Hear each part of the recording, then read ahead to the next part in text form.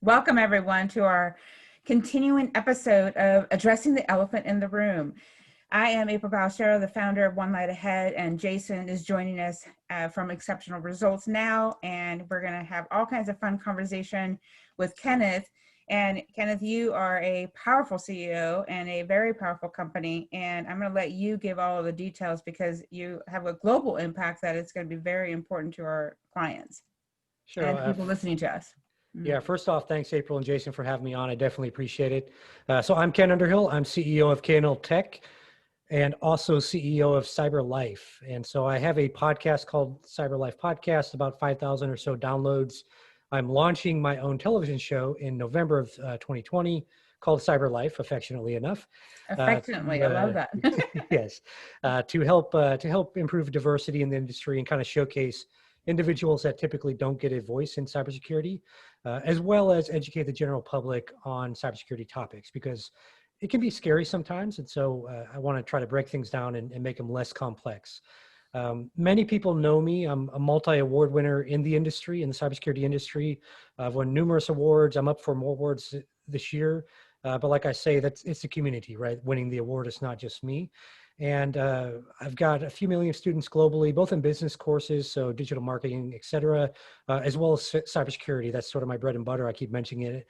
I've been featured in a number of publications, Forbes, Reader's Digest, which for me actually is a fond one, simply because that grandmother of mine that's now deceased loved Reader's Digest. I mean, you'd go to her house and she'd have them everywhere. And so she obviously wasn't alive to be able to see that. But for me, that's one of the most powerful ones. As well as things like Medium, Dark Reading, which is a cybersecurity focused one, Voyage Houston, Tech Republic. And I don't like to talk about myself too much, but just kind of give some context of who I am, what I do. I've been doing online courses for a number of years. And then with K&L Tech, we do digital marketing for cybersecurity companies. We also help companies improve the revenue generation online. And as I mentioned, Cyber Life is focused more around producing the show.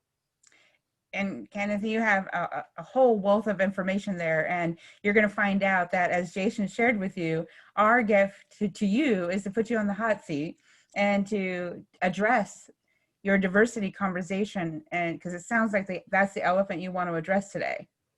It is, yeah. Let's go ahead and address that big elephant in the room. And educate me what specifically about that. And Jason's going to line you up for many more questions, so I'm just going to prepare you for that. and that's okay. Keep them coming.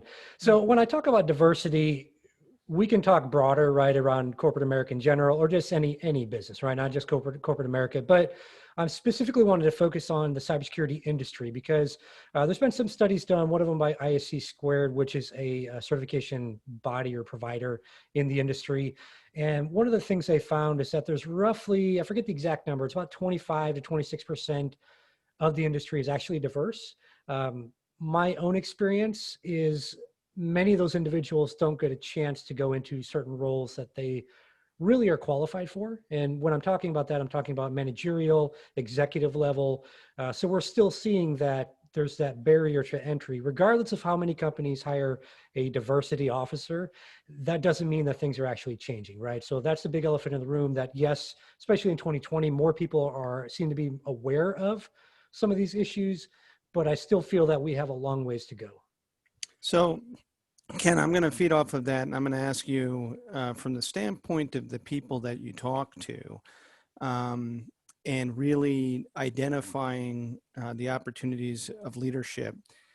How are other people looking at this issue? Is it something where they're actually open and willing to have the conversation, or is this really something that you're bringing to the table because nobody else wants to address? Well, I think it's a mixture, right? I think there's a lot of people that, whether they consciously do it or not, are ignoring the issue, right? Well, it's not my problem, or in my company, we're very diverse, it's not our issue. But it really is everyone's issues. And then the secondary part of that is there are some people that just don't have a clue, right? We've seen that in 2020. People are like, oh, I didn't realize these things were happening. Like they've been happening for, hundreds of years. Mm-hmm. Where were you? It's just that sort of thing, right? So this is nothing new in my perspective, because I've seen a lot of people discussing it. However, I have a different voice than other people. Maybe this will get through to some people and lead to some change in some capacity, right? And that's sort of my goal with this. So another question for you, and I actually have a background in cybersecurity, although it's a long time since I've really practiced. Obviously, it's a industry that has been dominated by white men, and tech in general is dominated by white men. And you, as a white male, bringing this issue to a lot of people, they're going to look at you with sort of a double-edged sword. Why is he bringing this out? And yeah, it's great that he's doing it, but why him? So how would you approach that? Well, number one, I don't care what people think. My spouse is Black, right? I've been in interracial relationships for a good predominant portion of my life. That doesn't mean that I'm the person that should be speaking on it, or that I'm not the person, that should be speaking on it, right? For me, it's more about, and I had to learn this when I created online courses, right? Because there were so many people out there already with courses on hacking and forensics, and and these were people that I was just kind of getting my start, right? Had worked a few years in the industry, and I wanted to share my knowledge. And so I think a lot of times we may get a sense of imposter syndrome, right? Of like, well, maybe we shouldn't be the ones. And yes, there's always going to be someone saying, well, because you have white skin, you don't really understand. Yes, right. I'm not Black, right? I'm not Latino. I don't understand from that concept, but I have experienced things, right? I've been removed from a vehicle, drug out of a vehicle by police, right? Because I'm in an interracial relationship. We face discrimination from everybody, right? It's not white people. It's not Black people. We get from everyone, no matter where we go, right? We live in the South. It's not just in the South. So to me, it's kind of a naive for someone to look at someone else and say, you can't be that person because of who you are or where you're from, right? I can't, sorry to disappoint. I cannot change. I can't poof, and be someone else. I can only be me. And so my response to those people is, I don't care about your opinion. If you don't want to listen to me or learn from me or have me be the person, then go find someone else, right? Find someone else to follow or to listen to that can be a voice that you relate more with. But there's someone else out there that only relates to my voice. And it doesn't matter who they are or what ethnicity or where they came from. I'm the person that they relate to. And when I bring it up, they take it seriously. So to those people, I ignore them, right? I ignore the haters, as I'll call those people. And I can just surface it on my end. And if they don't like it, they can go someplace else. There was so much there. So, it's interesting, and Kenneth or Ken, do you prefer? Either's fine. I prefer Ken, but either's fine. Excellent. So Ken, I listened to your video about you being an ethical hacker, and I thought it was such an interesting terminology. And then listening to what you just shared about, well, I don't really care about their opinion. And I really want to call that out for a minute, again, to put those tough questions in place, because in all reality, you're sharing an opinion and you're sharing a perspective and you're sharing, and I'm curious, and I think this will be a valuable opportunity for, and what we work to do in addressing the elephant is bringing it up in a way that says, I have value and I'm equipped and I have the ability to speak on this. And then I also have the ability to see it from another perspective. So if for just a minute you were to contemplate another perspective, or, when I heard ethical hacker, and I'm like, well, that's an interesting conversation, right? That'll be another elephant another day, right? And it was a wonderful video of how you went about sharing that, but in the same, and all that set up. So what equipped you to be a voice and to be, and what would put somebody in a place to hear from your perspective, whether they like it or not? Sure. I think the thing to keep in mind is we've all gone through some type of adversity in life. My own was growing up extremely poor. A lot of times I didn't have food. I ate tree bark. I ate grass because I saw my cat doing it. I was like, well, maybe that's food, I grew up in the north. So in the wintertime, I love pine trees because the icicles, right, they would get the sweet sap and stuff in them. So that gave you a little, like a little sweet treat in the winter. And so I've faced so much adversity in my life, as many people have. Yes, maybe not all of it's around racism, but I think the aspect of any one of us has experienced some kind of adversity. Mhm. Even if you grew up in the nicest neighborhood, your parents might have beat you every day, right? And nobody noticed that because you grew up in the nice neighborhood and dad was a pastor and mom was, a teacher, and nobody would have suspected what was really going on in the home. And so I think from a perspective of authority or authenticity, I think the only thing you can do as an individual is speak from your experience, the struggles you've gone through, and share your story. And whether or not you have an exact match for everyone out there, that's really irrelevant, right? And you kind of mentioned the ethical hacker thing. I can tell you right now that there are people that are much better at breaking into a computer legally than I am, right? There's always someone better than you. But I can share my stories, right? I can share my struggles, my experiences in doing that. And that might be the difference between someone going to be a hacker or going to some other career path. And then in the aspect of diversity, me speaking might be the difference between someone taking it seriously, as I mentioned before, versus someone else not. So the qualification, again, going back to, I just had to learn over the years to stop caring what other people thought about me. Mhm. And it's really just, all I can do is share my story, what I've gone through, and what I've heard others go through. And honestly, if someone out there is like, well, I still don't care, great. Like I said, go listen to somebody else, learn from somebody else, because we all have somebody that we can learn from, Mhm. right? Like I've bought thousands of courses, online over the years, and there's so many of them, like I buy them and I never take them because I'm like, I can't really, this person sucks, right? And I probably shouldn't have bought it first, but you learn kind of who you can learn from.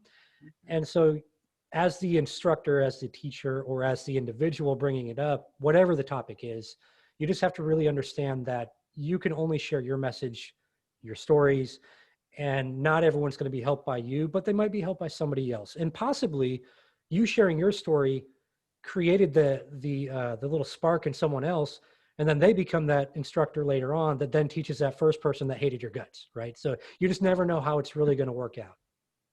So Ken, I think one of the things that's important for listeners to know and understand is in terms of the cyber industry and truthfully security, technical security, um, is there a lot of demand for jobs right now?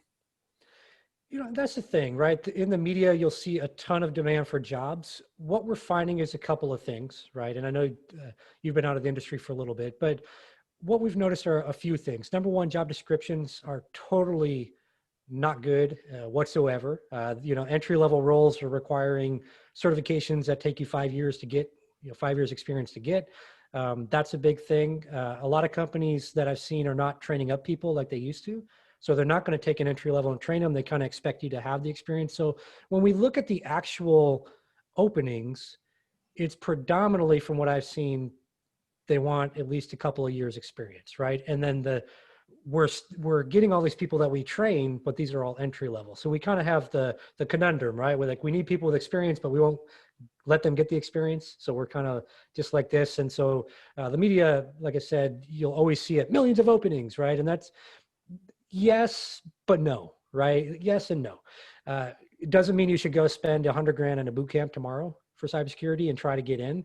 It's better if you kind of take a step back and ask some people in the industry and figure out the best route to get in. And from the standpoint of diversity, is this one of the challenges to overcome, just in terms of the limited experience and exposure that a lot of people are given, so therefore getting into the industry is more difficult?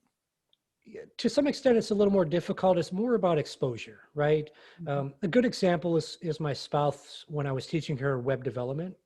And so growing up in her school, there's nothing like that, right? And we're both a little older, so computers to us was really Oregon Trail growing up. But when I showed her like how easy it was to do some coding, she was like, "Oh, I wish I had learned this, way back then, but I never saw anyone that looked like me doing these things," right? And that's the issue we have, is we have children growing up, these young individuals growing up, and they don't necessarily see, especially if they come from a background like I did with poverty, they're not seeing these individuals in these job roles, right? They're seeing, okay, well, maybe I can be a doctor or a lawyer, but I don't have money for college, right? So that's the only people I see as a doctor or lawyer that's maybe looks like me.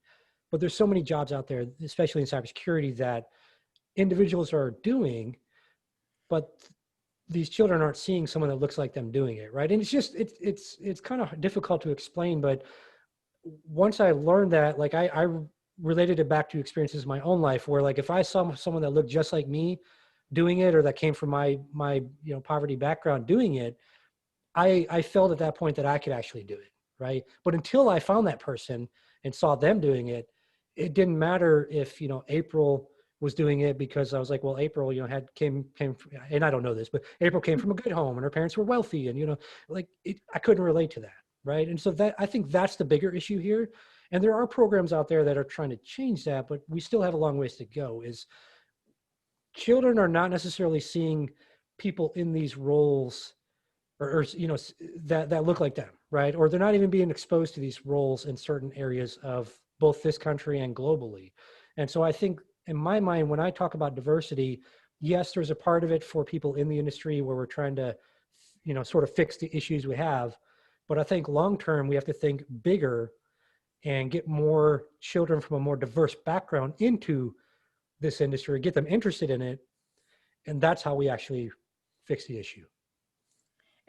And Ken, what do you think would intrigue people to address that elephant and say, if I'm hearing you correctly, it's not just diversity overall, but to narrow diversity into your specific industry, and how we open it up to more roles, more people. What do you think would be an enticing factor? What do you think would be a powerful pathway? How does that happen? Sure. I think you have to start children young, right? 8, 9, 10, even 6. I mean, I know some kids that are like 5 and 6 that could really show me up, and I won't say their names because they'll show me up on the hacking skills. But we have to start them young, because that's where you can spark the interest. That's where children are very creative, right? They're not getting told no, no, no by society all the time, and all the dreams are crushed. We still got them young. We can kind of mold them, develop them, let them explore different areas of the industry. And that's what we have to do, right? So that takes embedding in the school systems. That takes programs that go in to these schools around the world and say, hey, look, we're going to hack some things today, right? We're going to crack a password, or hey, let's pick some locks, right? Let's do some physical security stuff. So there's all these different areas of security. I mean, there's literally thousands of different ways you can specialize. So we really have to expose it. And the way to do that is to get them young and kind of bake ourselves in, right? So how we bake security into a lot of things in the industry, bake it into our coding and all that stuff with DevSecOps. We want to also bake in security to the schools, right? To the children. We have to start them young. We have to get them interested young. And it can't be boring stuff. It has to be fun. One of the things I like to do, and in fact, you guys will see that when I launch the show, is I use candy. So I'll explain concepts with candy. We'll have, kids love candy. I love candy. We all love candy. So you just have to kind of relate it to things that they're going to be interested in it, right? Maybe a game, right? Maybe you teach them through a game or something like that. It's just different ways we can do it. But at the end of the day, we have to figure out how to bake it into our culture at a young age. Ken, I'm going to ask you, going back to the main elephant of diversity and really looking at it from the challenge that you face as a leader and having a culture that currently is predominantly white male. What you just mentioned is really about developing personality and character in young people to really look at this industry as a future opportunity, which is awesome. But in terms of the right now dealing with diversity, what are the key points for having that conversation with the existing leadership?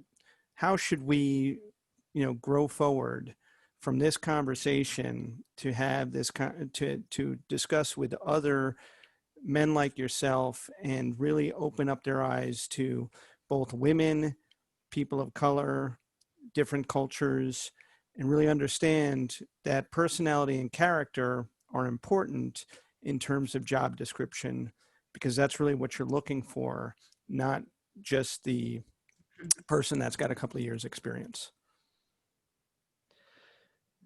multiple things in that question. Mhm. I'll say it like that, multiple things. So as far as the diversity portion of that, it really has to be conversations, right? So for me, I have a very large following, very fortunate for that.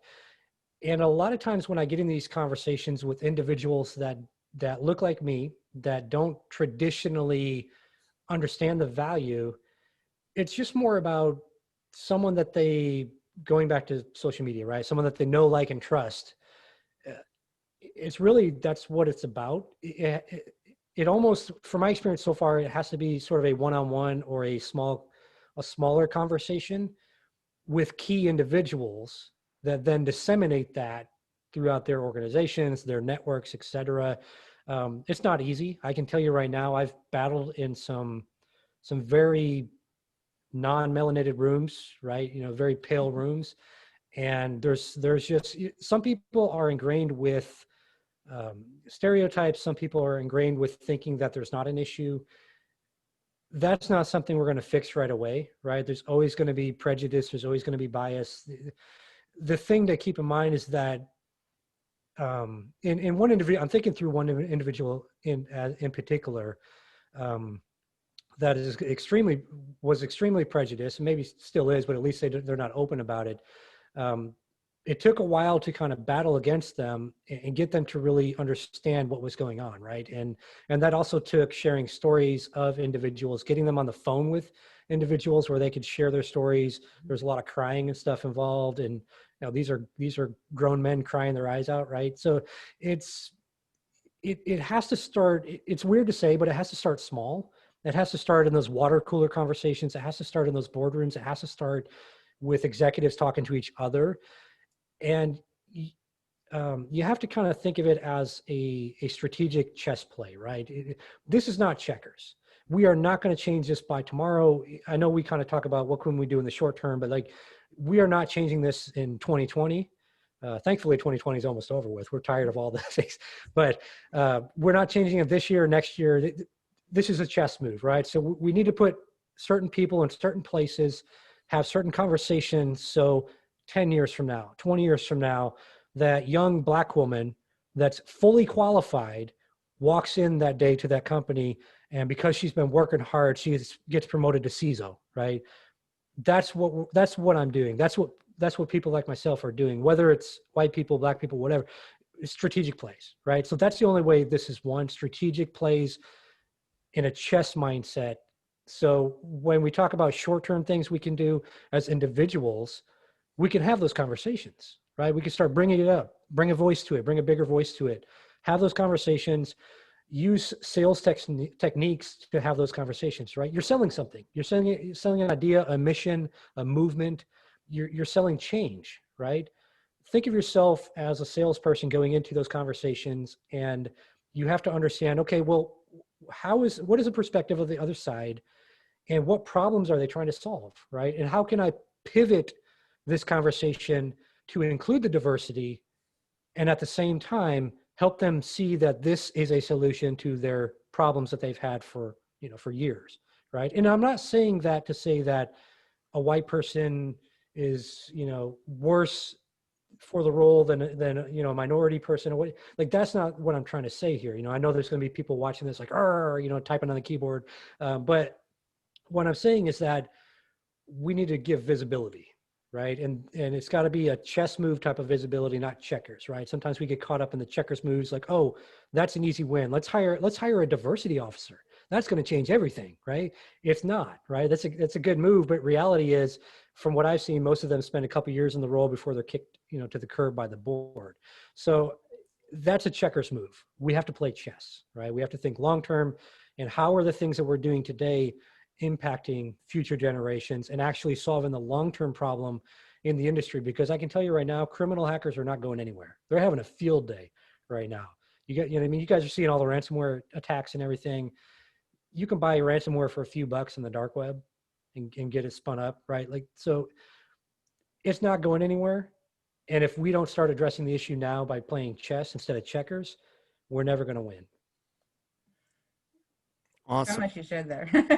And, to wrap up, and Jason, I'll let you finish on any final questions. And just to know that, as you said, there's so many conversations here. And although what you said in regards to the chess is so powerful, because I mean, as if you were to think 10 years ago or 20 years ago or 50 years ago, this conversation would be a completely different conversation. So the gift is we are having that conversation. We are, I mean, many people are still very oblivious to all the things you mentioned today. So some people will listen to this video and say, I didn't know that was possible. I didn't know that was possible. And these are conversations that need to happen. And like you said, it's figuring out who needs to be in the conversation. And I love, Jason, how you pinpointed the characteristics. And when Ken brought up the idea of 6-year-olds, learning how to pick locks and understanding, how, tell their mom that that's a valuable lesson to learn, right? I'm not sure how many moms would be in support of that. And yet you make some very key points because you're accurate. There's a bigger lesson in it. And until we start having those conversations is a key awareness where we can start at least opening the doors to figure out what the chess moves are. Great observation. So Ken, in wrapping up, where can people find you and how can they get involved with you? How can I get involved with you in spreading this message and trying to take this further? Sure. The best way to find me is LinkedIn. I'm extremely active on that social media platform. So just search Ken Underhill and I should pull up in the top search results. If not, just type CEH afterwards and you'll find me. Also, be sure to follow the CyberLife TV show once it launches in November. It's going to be playing on MechaStream, which is a new channel launching in November. It'll be playing Wednesday nights at 8 o'clock local time. So it doesn't matter where you are in the world, you can watch it. It'll also go into a repository, kind of like a Netflix, which my following is actually affectionately called Kenflix. So be sure to look at, for Kenflix. You can binge watch and everything. But like I said, that show is going to really be pushing the envelope a little bit and trying to bring more awareness. And, I'm happy to, if you want to be a guest on the show, just email me at ken@knltech.com or just reach out to me on LinkedIn and I'm happy to get people on. Again, really just trying to bring awareness to the issue. I'm fortunate to have worked very hard and met some very good individuals that afforded me this opportunity for my own show. And I've got to leverage it, right? Like you can either sit down and do nothing, or you can, make a stand for something bigger. And so that's sort of the goal with the show is to both make a stand for diversity as well as educating the general public, right? Because sometimes you get tired of seeing all the attacks in the news, and I know I do, especially get tired of seeing the hackers in the hoodies, stuff portrayed by Hollywood. And so I think it's just, to me, it's just a fun show, a fun place for people to tune in and just see a difference, right? Just something different besides all the typical news that you see out there. Awesome. Very powerful. All right, April, you want to take us home? And Jason, anything else you want to share? I will let you close this out. But Ken, I wholeheartedly agree with you. We all have different platforms and different people that we are investing in and that are listening to. And that's what Jason and I saw the benefit of creating the Addressing the Elephant in the Room, because I am hugely committed to creating light bulb moments where people just like you share, yes, I've got a perspective, and yes, it matters. And I'm learning day by day through platforms, through TVs, through etc., how to help people understand. And I'm willing to play the chess game. And I want to congratulate that and commend that. And I love working with individuals that are willing to not only look in the mirror, but be willing and committed to saying, I'm going to be part of the change. And wonderful. It's great and happy to help with that. Yeah, Ken, I want to thank you. My role is trying to really help high achievers like yourself break through to, the next level of impact that they're really trying to make on the world. So I hope that you've enjoyed the show as much as we have. This was absolutely awesome. I think that we had a great conversation that gave our listeners something really to think about. And I'm looking forward to having you back and hopefully being a guest on your show. Yeah, absolutely. I definitely appreciate it, guys. All right.